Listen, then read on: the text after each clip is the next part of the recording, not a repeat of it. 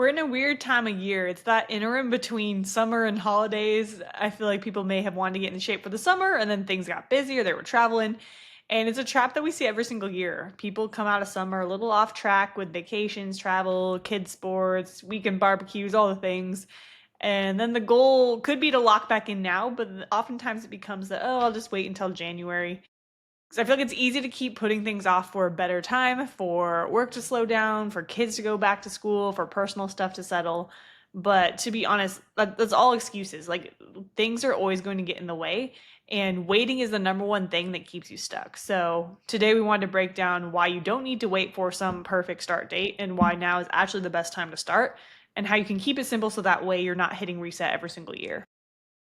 Right. And we're talking about January 1st, right? That's kind of like the New Year's. Everyone's like, oh, New Year's comes. I'm going to start over again, or I'm going to start a new plan, or whatever the New Year's resolution may be. A lot of times it does have to do with health. And so, but it's not a magic date.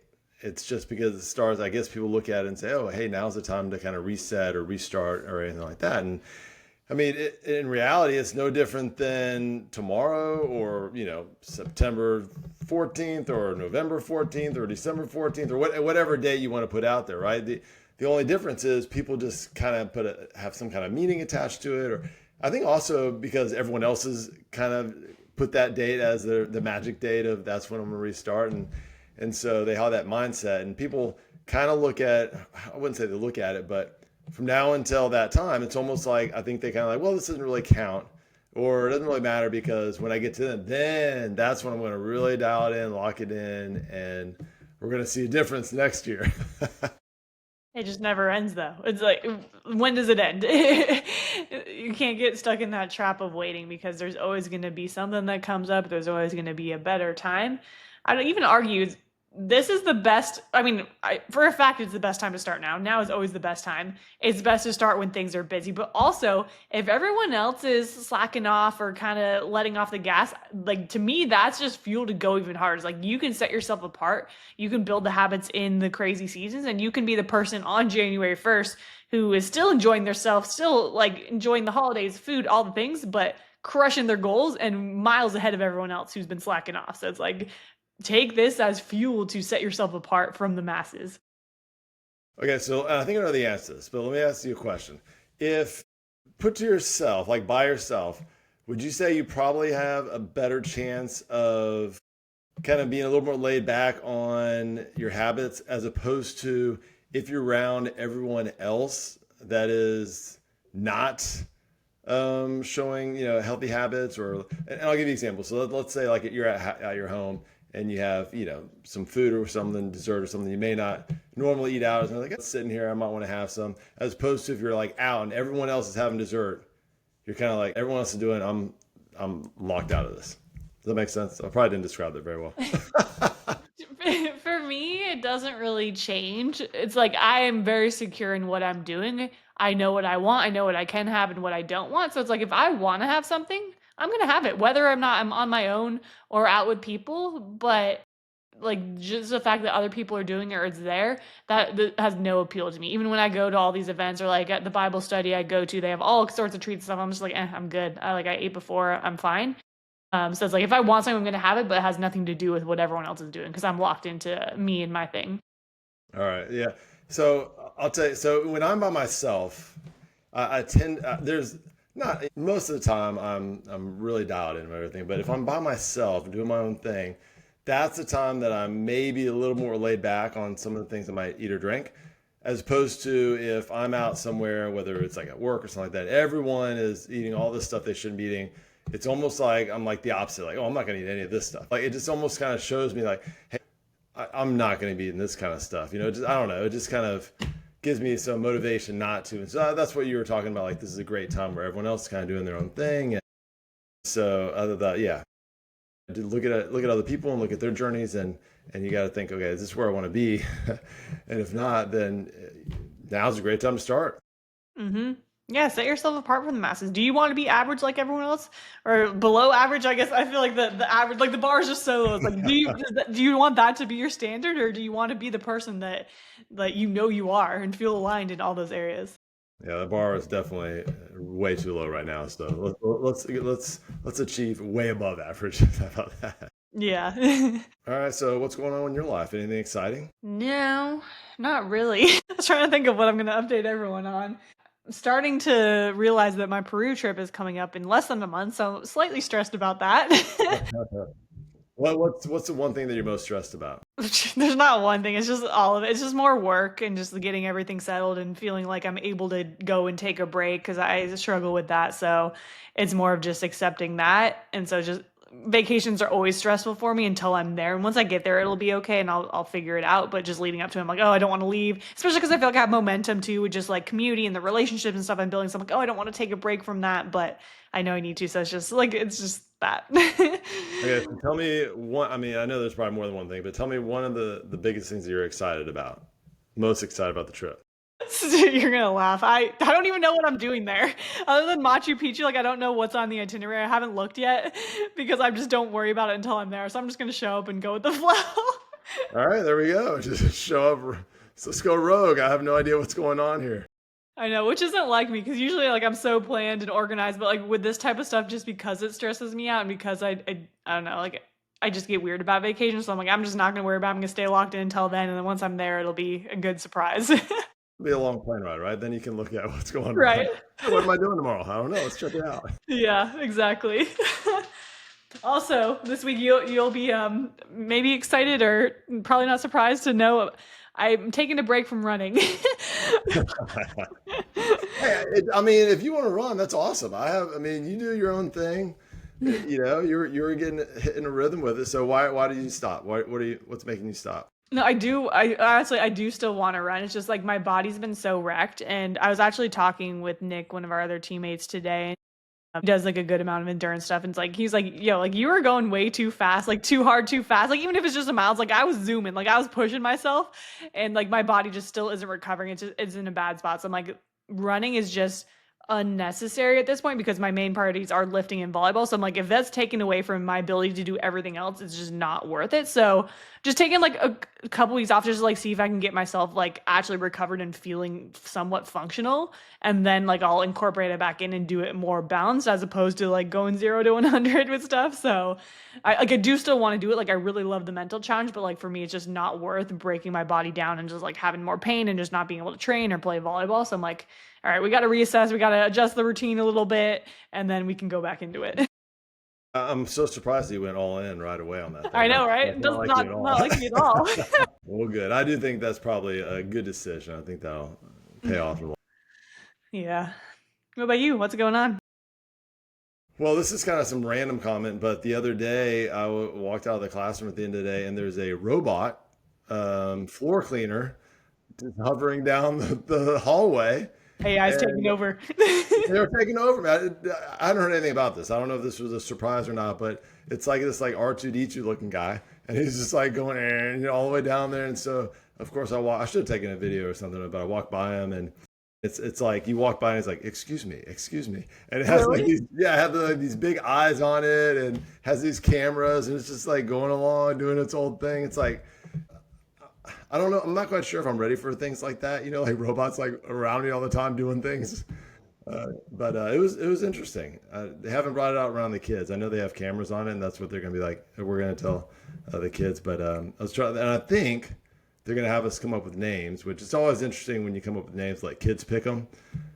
You get a big range of the most ridiculous names that have nothing to do with what we're talking about, to some very creative names. So that'll be interesting. But I was thinking, yeah, have you ever watched the movie? Excuse me, probably not. I don't even know why I'm asking you. Yeah. Well, have you heard of the movie Wall-E? I have seen that one. Okay, Okay. there we Yeah. go.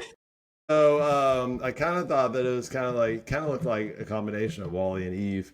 Mm. But I was thinking, because it's a janitor, we could call it like Jan E or something like that. It would be kind of cute, but I don't know. We'll see. But it was pretty interesting. It was funny just walking out, and I knew nothing about it. All of a sudden, there's just this robot just cleaning the floors.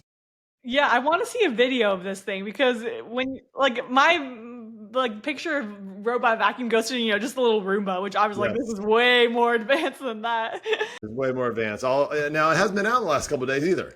So I have no Okay. idea what's going on. Like maybe it was a 1 day thing, but yeah, we'll see. So yeah, I'll take a video and share that. But that it was pretty interesting. It's funny. There's this brunch spot near me that I went there a while back with one of my friends for his birthday brunch, and they have robots that bring you food. Really? Like, it sounds like kind of similar to that, but it's like the food goes on it and it like comes over and like delivers it to you. I was like, what is going on? That's yeah, that's a little out there, man. I don't know if I'm ready for that yet. I know. Yeah, that's weird. And then also speaking of schools, last week we had this. Well, it hasn't aired yet, but last week we had this conversation about alcohol, and we were talking about how the percentages of teenagers that are drinking are way low, and so I was actually asking my daughters this morning at breakfast. I said, "Hey, what's going on in like your world that maybe I could talk about on the podcast or something like that?" And of course, they're like, "Nothing." I was like, "What are you guys talking about?" They're like, "We just talk about stuff." And I was like, "Come on!" And then I was like, "What about what about alcohol?" So I started asking about alcohol, and neither of them, one's in middle school, one's in high school, and neither of them have been around it much at all. And they're like, "No, we don't really know any of our friends that do, or if they have, they're not talking about it or whatever." So, which I thought was very different, from my experience as a high schooler. And I was Same. like, yeah, and then so I was like, "Well, what about like energy drinks?" And they're like, "Oh, they're always drinking energy drinks." And I was like, "Okay, let's talk about that." So they opened up a little more about that. That was kind of funny. But both of the girls said that they have a lot of friends that drink at least one a day, maybe even two a day in middle school and high school. And they're both dancers. And they said during competitions, the girls drink at least a couple a day. And That's they're like, wild. That's yeah, so much caffeine. That's like each one has what, like 300 milligrams of caffeine? yeah. I mean, I think they're probably drinking 300 to 400 a day type of thing. And so it's funny. My oldest daughter, she's like, well, she goes. I said, I want to get some data out of this. Like, let me know. And she sent me a couple texts this morning, like in class. And so the first class, she's like, there's only one kid in here with an energy drink. I was like, oh, that's nothing. And then class two, which has been later, right in the day, she's like, there's at least 7 kids right now who have energy drinks. So I thought that was kind of funny, but I did do a little research, just kind of like on the spot, and the research basis says that at least half teenagers have at least tried energy drinks, and like 1 in 3 regularly consume them. And I don't know if that's like every day or a couple times a week or something like that, but and then of course it was like rates are often higher in boys, older teens, and then this kind of coincides with the dance thing. Those engaged in sports and fitness tend to drink more energy drinks. Mm. But that was pretty interesting. I like that you're gathering the data too in person, like live from your daughter. I'm trying. I'm trying. I mean, at the gym, every high school kid comes in with like an energy drink. Yeah, that's interesting. I'm trying to remember if that's what it was like when I was in high school. Like, I don't remember it. I also don't drink caffeine at all, so it's like maybe I was just like out of it. But yeah, that seems excessive because like those things, like they load them up with all sorts of stuff. So I feel like that can't be good to be having, especially in middle school, high school, and just like having that consistently already. I feel like that's not a good sign. Yeah, it's extremely addicting, right? Caffeine is, and we all know that. But I mean, when I was a kid in high school, like no one drank caffeine other than, well, I take that back. You'd have like Cokes and things like that, but Yeah, that was it. or No like a one was Starbucks drinking. coffee or Yeah, Frappuccino or some shit. exactly. Yeah, none of that existed. And then, of course, you have the sugar on top of that Hmm. with a lot of the drinks that they're taking in. I mean, obviously, there's some energy drinks that are no sugar or sugar free, I should say, and but a lot of them do have sugar. And then if you go to all the popular coffee places that the kids will go to, they're usually ordering the high sugar drinks, so you get that combination. Yeah, I just wonder what that effect is going to be like long term for those kids as they're growing up. I know. I don't know. I mean, but I was thinking, is like, but if it is like alcohol versus energy drinks, That's true. I probably prefer energy Oh drinks. yeah, for sure. No, that's a good point too. If that's the replacement, then I mean, I guess net Yeah, positive overall. yeah. So as always, we could probably find some kind of medium ground, type of thing, and maybe I don't know. It's probably us as adults probably need to be the ones that are educating them on that. But I mean, I have energy drinks all the time, so which is funny because my girls really don't drink them. And so so I almost think that they see me drinking them all the time. They're like, "Pff, we're not gonna drink it like dad's drinking." Like, but if I hadn't, maybe they would be doing the same thing all their That's true. girls, all their friends were doing. But So I have not been a very good example when it comes to energy drinks for sure. Fair. All right, well, let's get started. We're going to talk about why we shouldn't be waiting. All right. So when you say I want to start in January, what you're really saying is I'm okay with not changing. I'm okay with staying stuck for another few months. That's a third of the year gone. And what happens in those months is usually more takeout, right? Think of these months, right? September, October, we have Halloween, we have Thanksgiving, we have Christmas, we have all these holidays, right? Less structure, skipped workouts, stress eating during the holidays. So when January does come around, we're even further behind than we thought we were, right? So waiting just 6 months to start exercising could mean losing like nearly 4 pounds less than if you started right away. And that's a lot of progress, right? Just from hitting pause. And I was actually looking at this major study, and people who started exercising immediately, like they said, you know what, I'm starting tomorrow. I'm not going to wait. I'm starting tomorrow. Lost almost 19 pounds in 6 months compared to only 15 pounds for those that waited any time period. And that's 4 pounds, right? Just from the cost of I'm going to wait a little bit. And if you multiply that over years, which that's what people tend to do every single year, then they miss a lot of progress, and it always really adds up, right? And then I think another thing we kind of overlook is that mental toll. And procrastination isn't harmless. People who put off their health goals are more likely to struggle with poor sleep, anxiety, depression, even chronic pain. And those are all things that people tend to have issues with over the holidays. So waiting never makes things better. It doesn't relieve that pressure, it just kind of compounds it, right? So the cost of procrastination is the life that you could have had, really, if you think about it. Damn, that hits. But yeah, like it's not even that you're starting further behind. I mean, you are, but I feel like it also becomes harder and harder to start and build the right habits because I always say momentum flows in either direction, whether you're starting and building momentum with the right habits or if you're, for lack of a better term, slacking off and, like slipping into old ways, like it becomes easier and easier to maintain that and then harder to get back on track and harder to reverse that. Or if your body's going in the worst direction, it becomes harder and harder to lose the weight. So yeah, like, just gotta start, and even in the busy times, like, that's when you need to start. It doesn't matter what you have going on because are you gonna what whenever life gets busy or throw something unexpected at you, you're just gonna give up? It's like, that's life. Like, if you wanna build something that's actually a lifestyle, you need to be able to, go with the different seasons of life no matter what's going on.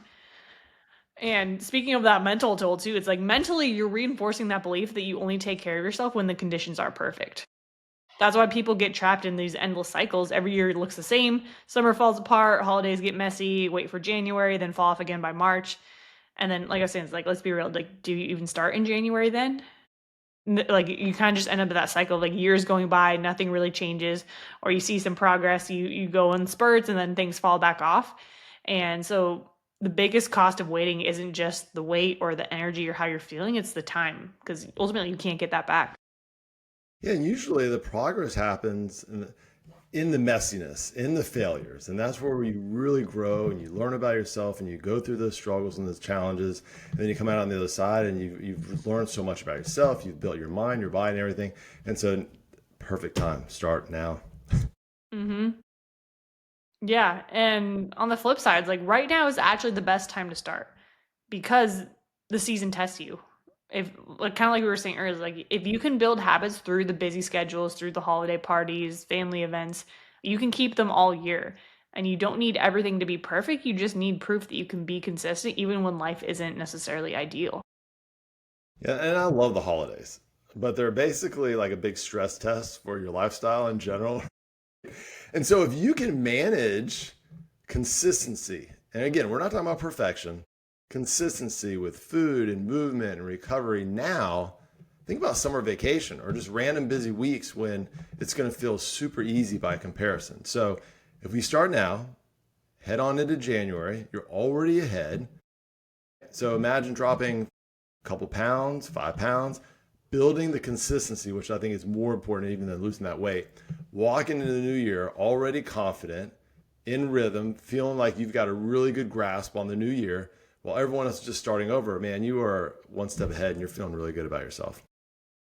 Yeah, obviously, I talk to a lot of people on a daily, weekly basis. And I've had so many of our clients actually who initially, when we spoke, they said, hey, I want to start after, I sell my house or after I make this move, or I'm just going through this really crazy season of work. We got this merger, we got this big project or this big bomb that got dropped. I just need to get through that. Or I'm dealing with some personal stuff, some family issues. My kids have this event or whatever it is. I just need to wait until I get through that. Um, but the ones that started anyway, like usually, I talked them through that. And the ones that actually start said that it was the best decision they ever made because they were able to navigate all of that with ease and get to the other end of it, having still made progress. Because they go in thinking it's like, oh, it's all or nothing. Like it's either I focus on these and like handle everything else that's going on, or I work on myself. But that's not the way it's supposed to be. We always say fitness is meant to be a part of your life. It's not supposed to add more stress. It's supposed to allow you to pour so much more into everything else. And so being able to accept like, hey, like I can actually have it all. And it doesn't need to be a major commitment. It doesn't need to take away more stress. In fact, it's going to pour more into myself so that I can pour more into those things and better show up to navigate the stress at work or the family situation, whatever it is. And so, like, the ones who started, like you said, like they're ahead, they're already crushing it. But again, like they feel so much more confident mentally in themselves too, knowing that like this is the new identity. This is the type of person that they are. Yeah, well, you fly a lot, so when you get on there, they go through the instructions of what happens if there's an accident or something like that, and they always tell you if you're around kids or anyone else around you, when that mask comes down, you put it on yourself first, right? And the reason being is if you can't save yourself, you're not going to be able to save anyone else around you. And so, same type of thing. Like if you aren't able to take care of yourself, it's going to be a really difficult time. You're going to have a very difficult time taking care of all the other things and all the people that rely on you. So you really need to prioritize yourself. Really need to take care of yourself so that everyone around you can benefit and you can do all the things that you need to be doing, and you can be the person they need to be for everyone around you.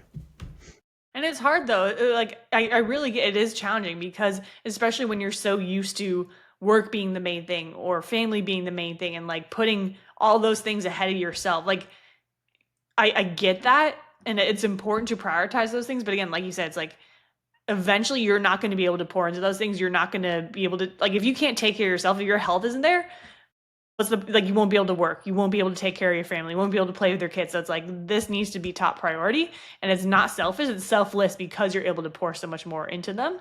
um and the thing to keep in mind too is like people always again they have that all or nothing mindset, or they feel like no, but I want to be able to enjoy holidays, or I want to be able to enjoy the season that you're in. And we absolutely do. We like with clients, like we make it easy to enjoy the season that you're in without having that major sacrifice while still making great progress. So it's like it doesn't matter what's going on in life. Like you can have it all. It just comes down to having that right structure and being willing to take action and commit and just know that like yes, you're gonna have to make some sacrifices, but you can still have it all and enjoy all the things while still feeling more aligned with the person that you want to be and stepping into that best version of yourself. Yeah, and if you work with us or if you work with another really good trainer, then we're going to meet you where you are. We don't have some just template for everyone. You have to follow this. We're going to figure out. It's going to be very individualized. What's going to work best for you. And so I think that's where you need to look at it and say, I've got to make changes for myself. I need some help, or what do I need to do? Let's just start now. I know. I'm kind of hitting this hard. I feel like I'm a little aggressive with this, but like we cannot wait. Like your health does not get put on hold because your life is busy.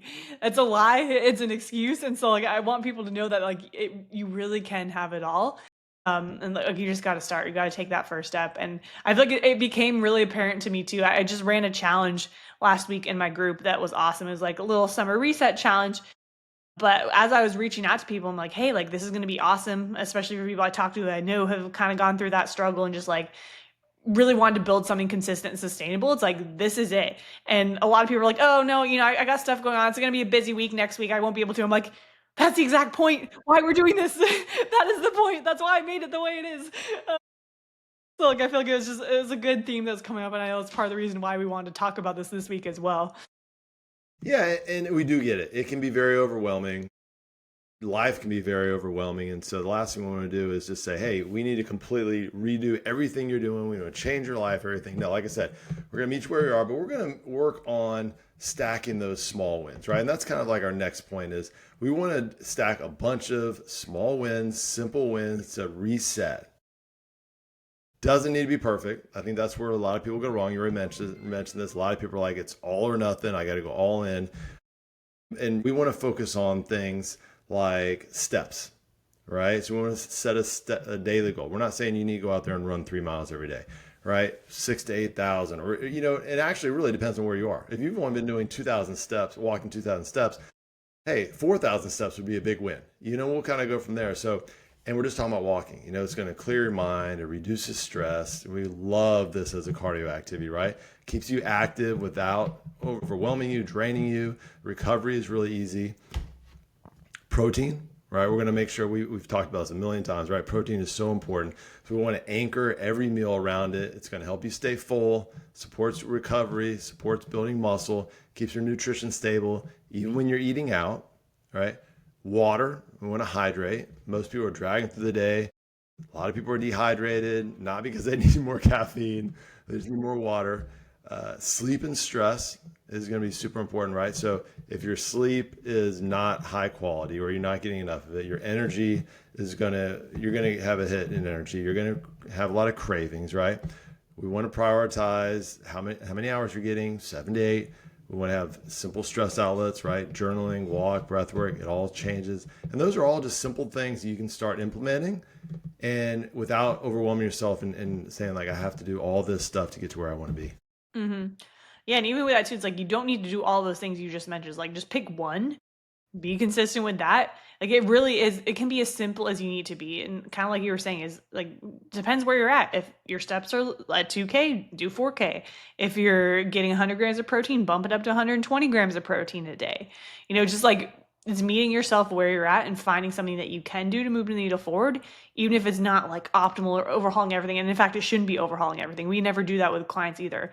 That's another concern a lot of people have is like, oh, like I don't know if I'll be able to stick to the plan. I'm like, yeah, you will because the plan is going to be very manageable. It's going to be basically what you're doing now, just making those small little tweaks. So that way you feel like you're building momentum, you're making those changes, but it's not a big stressor. It's not having to redo everything and start fresh. We talk about, are things realistic? If a client came to me and said, okay, I'm going to get 10,000 steps, be like, that's fantastic. Let's look at where we're at. And like I said, if they're at 2,000, that's not realistic. So that's not a very good goal for you. And so we're going to figure out different, maybe if you're eating 10 grams of protein every meal, maybe we get up to 20.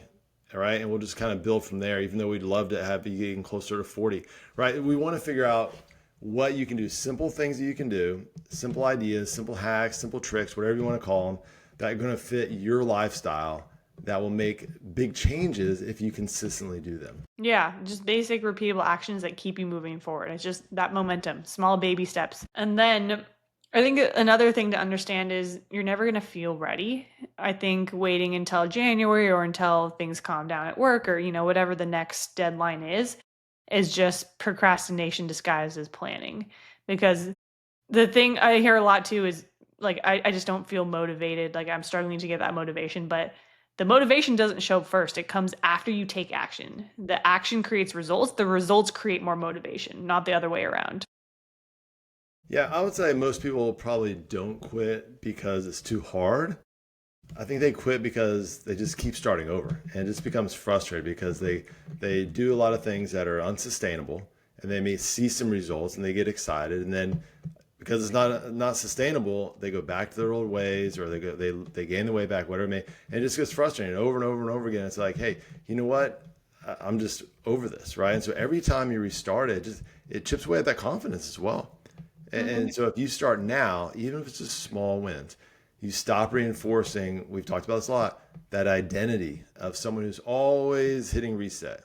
And you start becoming that person who follows through no matter what.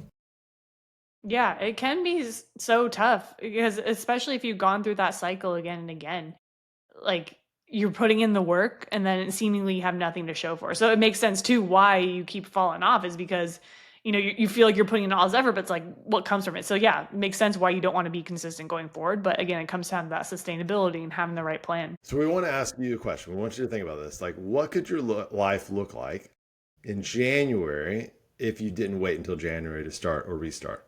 If you gave yourself 16 weeks, right, of momentum instead of 16 weeks of excuses, if you've been waiting for that perfect time to start, We're telling you, it's now. Let's do this right now, right? Not six Whoa. months from now. Yeah. Not 4 months from now. Not wait until January, not wait until this vacation's over, whatever it may be. Start now. Every day you wait is going to cost you time, energy, confidence, wait, maybe even years, right? So start small. We want to build up those small habits, make them consistent, but do it now. Start now. Come up with something that you can do tonight, something you can start tomorrow. Your future self is going to thank you. Hmm. Yeah, just pick one or two of those basics that we mentioned or something else that you've been wanting to implement, whether it be steps, water, protein, sleep. Start with the simplest thing that you can't talk yourself out of and just be consistent with that. Do it every single day, start building the momentum, and then you can slowly stack on it over time. And if you want more of that structure, accountability, a plan that makes this stuff stick long term, that's exactly what we do inside our coaching and our community. We don't need another January reset. We just need a true lifestyle that lasts. So feel free to join us. I'll drop the link in for our free community in the show notes. Like I said, I'm running challenges in there, all sorts of other resources to help build that sustainability. And overall, best time to start is now. Second best time is tomorrow, but January, that's we're not doing that. We're putting an end to that cycle. So, yeah, appreciate you guys tuning in. Share it with someone who needs to hear it, who's ready to start now. And let's go get it done. We'll catch you guys next week.